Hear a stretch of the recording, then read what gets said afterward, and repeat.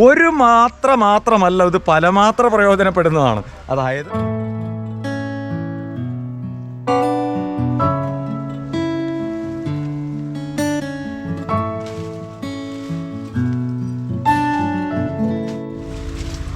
Hi friends, എല്ലാവർക്കും നമസ്കാരം. വടക്കേക്കര റാവിൻ്റെ പുതിയൊരു വീഡിയോയിലേക്ക് എല്ലാവർക്കും സ്വാഗതം. ഞാനൊരു സാധനം നിങ്ങളെ പരിചയപ്പെടുത്തുകയാണ്. എന്താണെന്നുള്ളതല്ലേ, നമ്മുടെ നാട്ടിൽ പണ്ട് ഉപയോഗിച്ചുകൊണ്ടിരുന്നതും ഇപ്പോൾ ആരും ശ്രദ്ധിക്കാതെ പോയതുമായ ഒരു സാധനമുണ്ട്. അത് എന്താണെന്നുള്ളതല്ലേ, അത് ഞാൻ നിങ്ങളെ കാട്ടിത്തരാം. കുറേ നാളായി പറമ്പിലിറങ്ങിയപ്പോൾ അപ്പോൾ കുറേ വള്ളിപ്പടർപ്പുകൾ അവിടെ പടർന്നു കിടപ്പുണ്ട്. അപ്പോൾ ആ ഭാഗത്ത് എന്താണ് ഒരുപാട് പടർന്നു കിടക്കുന്നതെന്ന് ഞാൻ ശ്രദ്ധിച്ചപ്പോഴാണ് എനിക്ക് മനസ്സിലായതൊരു സാധനം ഇതിനകത്തുണ്ട്.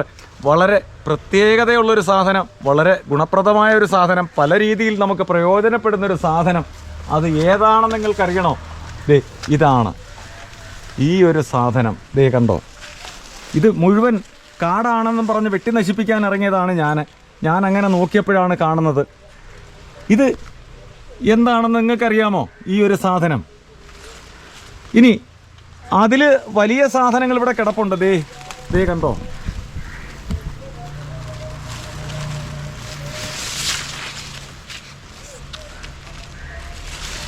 ഒരു മാത്രമല്ല, ഇത് പലമാത്ര പ്രയോജനപ്പെടുന്നതാണ്.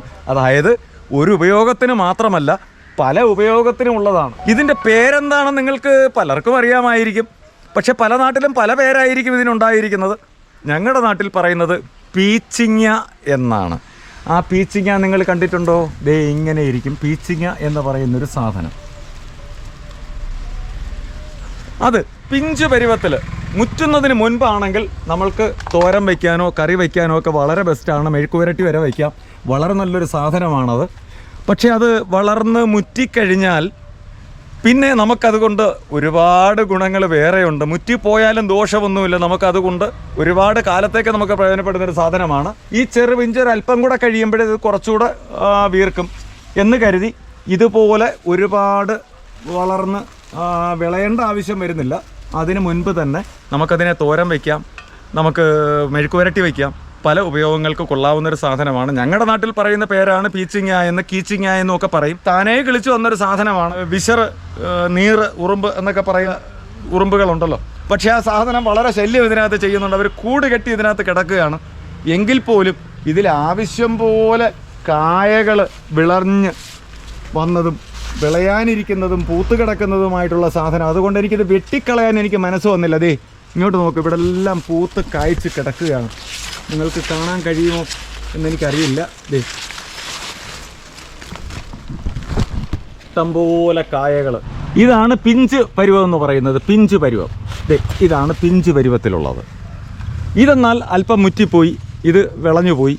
ഇത് നമുക്ക് കീച്ചം എന്ന് പറയുന്ന തേച്ച് കുളിക്കാനുള്ള സാധനത്തിനുള്ള പരുവത്തിലേക്ക് അത് ഏകദേശം ആയി കഴിഞ്ഞു. ഇത് വെറും ചെറിയ പിഞ്ചാണ്. ഇത് പരുവമായില്ല. ഈ പരുവമെങ്കിലും ആവണം നമുക്ക് ഉപയോഗപ്രദമാക്കാൻ. ഈ പരുവമെങ്കിലും ആവണം. അത് വളർന്ന് അവർ പടർന്ന് എൻ്റെ വാഴക്കുലയുടെ മണ്ടയിൽ ചെന്നപ്പോഴാണ് ഞാനത് ശ്രദ്ധിച്ചത്. എൻ്റെ വാഴക്കുലയുടെ മണ്ടയിൽ വരെ, എൻ്റെ കുലയുടെ മണ്ടയിൽ വരെ അവർ ചെന്നു. കുലയുടെ മണ്ടയിൽ വരെ പടർന്ന് കയറിയിട്ട് അവിടെ വരെ അവർ കായ്ച്ച് കിടക്കുക. ദേ കണ്ടോ,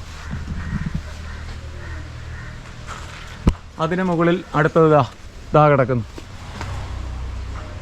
കിടക്കുന്നു. പണ്ട് കാലത്ത് നമ്മുടെ നാട്ടിൻപുറങ്ങളിൽ നമ്മൾ തേച്ച് കുളിച്ചിരുന്നത് ഇഞ്ച മാത്രം കൊണ്ടല്ല. ആ ഇഞ്ചയ്ക്ക് പകരം ഉപയോഗിച്ചുകൊണ്ടിരുന്ന സാധനം ഇതാണ്, കീച്ചം എന്നാണ് ഞങ്ങളുടെ നാട്ടിൽ പറയുന്നത്. ആ കീച്ചം അത് ഉണങ്ങിക്കഴിഞ്ഞാൽ അതിൻ്റെ പുറന്തോട് കളഞ്ഞിട്ട് അതിനകത്തുള്ള കുരുകിനെ മാത്രം നമ്മൾ ഒന്ന് തട്ടിക്കഴിയുമ്പോൾ അതങ്ങ് നീങ്ങിപ്പോവും.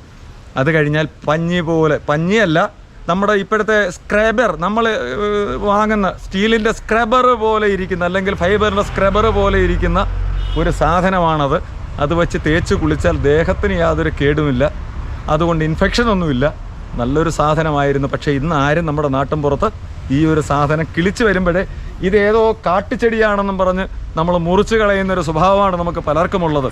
വീണ്ടും ദേ നിങ്ങൾക്ക് കാണാൻ പറ്റുമോ എന്ന് എനിക്കറിയില്ല, എങ്കിലും ദേ ഇഷ്ടംപോലെ കായകൾ. ദേ ഇതുപോലെ ഈ പരുവത്തിനുള്ളതാണ് പിഞ്ചുകായ. ഈ പിഞ്ചുകായയാണ് നമ്മൾ പറിച്ച് കറി വെക്കാൻ ഉപയോഗിക്കുക. ഞാനതും കട്ട് ചെയ്തെടുക്കുകയാണ്. അല്പം പ്രായമായതൊരെണ്ണം കട്ട് ചെയ്തെടുക്കുകയാണ്. ഞാനിതിനെ ഒന്ന് പൊട്ടിച്ച് നോക്കുക. ചെറിയ കറയൊക്കെ ഉണ്ട്, കുഴപ്പമില്ല. നല്ലൊരു തോടുണ്ട്. ആ, ഇത് മുറ്റി പോയിട്ടില്ല. ഇതിനകത്ത് നല്ല നീരുണ്ട്. ഇതിനകത്ത് കണ്ടോ, നല്ല സാധനമാണ്. ഇത് മുറ്റിയെങ്കിൽ മാത്രമേ ഈ മാതള ഭാഗം മുഴുവൻ ഇത് നാരായിട്ടങ്ങ് മാറും.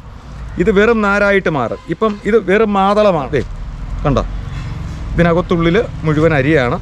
പക്ഷേ ഈ മാതള ഭാഗം മുഴുവൻ നാരായി മാറിയതിന് ശേഷം അത് നാര് മാത്രമാകും. ഈ നാരാണ് ഉണങ്ങിക്കഴിയുമ്പോൾ, ഇത് പഴുത്തുണങ്ങിയതിന് ശേഷം ദേഹത്ത് തേയ്ക്കാൻ ഉപയോഗിച്ചുകൊണ്ടിരുന്ന പഴയ എന്താ പറയുന്നത്, നമ്മുടെ ഇംഗ്ലീഷിൽ പറയുന്ന സ്ക്രേബർ എന്ന് പറയുന്ന, ദേഹത്ത് തേക്കുന്ന, ഇപ്പം പല പേരുകളിൽ പറയുന്നുണ്ട്. പ്ലാസ്റ്റിക്കിൻ്റെ സ്ക്രേബറുണ്ട്, അല്ലെങ്കിൽ ഫൈബറിൻ്റെ സ്ക്രേബറുണ്ട്. അപ്പോൾ അതുപോലെ പണ്ട് കാലത്ത് ഉപയോഗിച്ചുകൊണ്ടിരുന്നത്, ഇഞ്ചി അല്ലാതെ ഉപയോഗിച്ചുകൊണ്ടിരുന്നൊരു സാധനം ഇതാണ്. ഇത് നിറച്ച് അരികളാണ്, ഇതിനകത്ത് വിത്തുകളാണ്. എങ്കിലും ഈ കളഞ്ഞ മാതളം മുഴുവൻ ഉണങ്ങിക്കഴിയുമ്പോൾ, പഴുത്തുണങ്ങിക്കഴിയുമ്പോൾ ഈ മാതളം മുഴുവൻ നാരുകളാവും. ആ നാരുകൾ വെച്ച് നമുക്ക് തേച്ച് കുളിച്ചാൽ നമുക്ക് ശരീരത്തിന് യാതൊരു ദോഷവും ഉണ്ടാവാത്തൊരു കാലഘട്ടം നമുക്കുണ്ടായിരുന്നു. ഇത് ഉപയോഗിച്ച് അനുഭവിച്ച് പരിചയമുള്ളവരൊക്കെ പലരും ഉണ്ടാകും. എന്തായാലും ഈ വീഡിയോ നിങ്ങൾക്ക് ഇഷ്ടപ്പെട്ടെങ്കിൽ തീർച്ചയായിട്ടും നിങ്ങൾ ഇതിന് കമൻറ്റ് ചെയ്യുക. നിങ്ങളുടെ അഭിപ്രായങ്ങൾ തീർച്ചയായിട്ടും ഞങ്ങളെ അറിയിക്കുക. അടുത്ത വീഡിയോയുമായി നിങ്ങളുടെ മുമ്പിൽ എത്തുന്നത് വരെ എല്ലാവർക്കും നമസ്കാരം.